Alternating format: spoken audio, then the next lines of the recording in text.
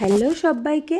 তো আমি আজ একটা নতুন ধরনের স্ন্যাক্স নিয়ে এসেছি, দেখো একটু অন্যরকম। তো তার জন্য এখানে আমি 2 পিস আলু নিয়েছি। 2 পিস আলু বলতে একটা আলু মাঝখান থেকে কেটে নিয়ে সেদ্ধ করে নিয়েছি। তারপর এটাকে গ্রেট করে নিয়েছি একটা গ্রেটারের সাহায্যে। তো দেখো এই যে তোমরা স্ম্যাশ করে নিলেও পারবে।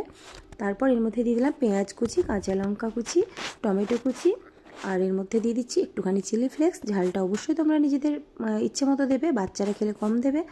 আর এখানে দিয়েছি আমি 3 চামচ মোজারেলা চিজ, এটা নিজের ইচ্ছে মতো দেবে। আর দিয়েছি 2 চামচ ময়দা ছোটো চামচের। আর দিয়ে দিলাম স্বাদ মতো নুন, আর দিয়েছি একটা ডিম। এবারে এর মধ্যে দিয়ে দিলাম সামান্য একটু অরিগানো। তারপর এটাকে খুব ভালো মতো আমি একটা চামচের সাহায্যে মেখে নিয়েছি, হাত দিয়েও মেখে নিতে পারবে। এদিকে গ্যাস জ্বালিয়ে নিলাম। তারপর একটা ফ্রাই প্যান বসিয়ে এর মধ্যে আমি দিয়ে দিচ্ছি অল্প একটু সাদা তেল। তেলটা দিয়ে প্যানটা ধরে খুব ভালো মতো তেলটা ঘুরিয়ে নিলাম। এবার তেলটা গরম হয়ে গেলে এর মধ্যে আমি যে